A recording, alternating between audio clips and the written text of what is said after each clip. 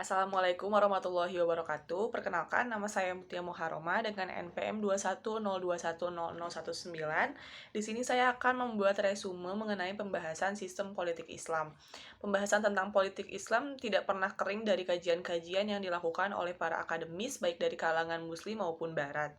Beratus pemikir dan beribu jilid buku berkaitan dengan politik Islam menghiasi sejumlah perpustakaan di dunia. Beragam bentuk karya ilmiah baik berupa jurnal, skripsi, tesis, atau disertai dengan membahas politik Islam telah memberikan kontribusi yang pengayaan pemikiran politik Islam. Perbedaan pemahaman pun tak terelakkan lagi baik antara kalangan muslim sendiri atau bahkan antara kalangan barat sekalipun.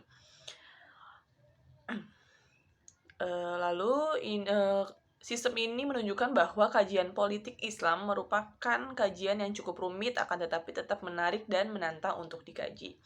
Lalu selanjutnya, yang akan kita bahas adalah pengertian politik Islam.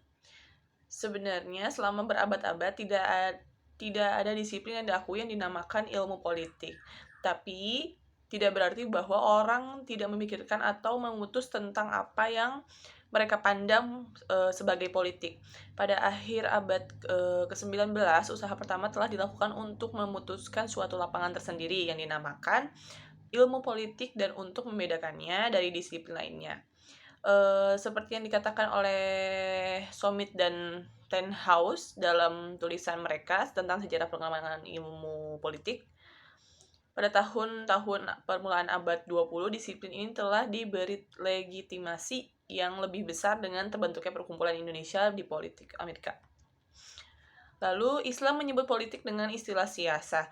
Jika yang dimaksud politik adalah siasah, mengatur segenap urusan umat, maka Islam sangat menekankan pentingnya siasah.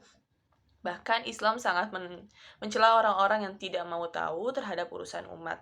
Lalu selanjutnya, ada prinsip-prinsip dasar politik Islam. Dalam prinsip-prinsip tersebut terdapat beberapa, yaitu yang pertama prinsip kedaulatan, prinsip keadilan, prinsip musyawarah dan ijma, lalu prinsip persamaan, prinsip hak dan kewajiban negara dan rakyat, lalu yang terakhir prinsip amar ma'ruf dan nahi munkar.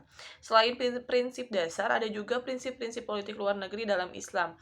Prinsip-prinsip politik luar negeri dalam Islam ini banyak terkandung dalam Al-Quran. Yang pertama adalah saling menghormati fakta-fakta dan traktat-traktat yang terkandung dalam surat Al-Anfal ayat 58. Lalu kehormatan dan integrasi nasional dalam surat An-Nahl ayat 92.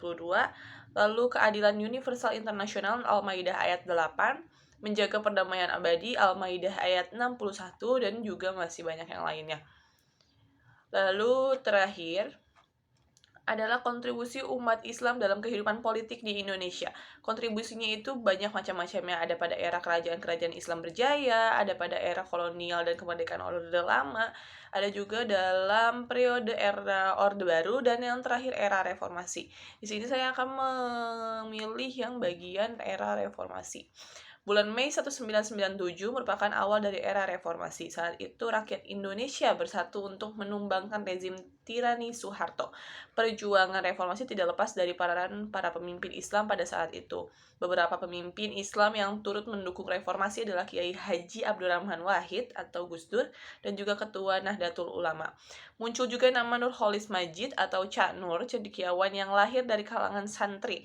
Juga muncul Amin Rais dari kalangan Muhammadiyah. Bertahun-tahun reformasi bergulir, kiprah umat Islam dalam panggung politik pun semakin diperhitungkan. Untuk umat Islam mulai kembali munculnya itu dirinya tanpa malu dan takut lagi menggunakan label Islam. Perpolitikan Islam selama reformasi juga berhasil menjadikan Pancasila bukan lagi sebagai satu-satunya asas. Partai-partai politik juga boleh menggunakan asas Islam. Lalu kemudian muncullah berbagai politik dengan asas dan label Islam. Partai-partai politik yang beralaskan Islam antara lain PKB, PKU, PNU, dan yang lainnya. Sekian resume yang saya buat. Mohon maaf apabila ada kekurangan. Saya Mutia Muharoma mengucapkan terima kasih. Wassalamualaikum warahmatullahi wabarakatuh.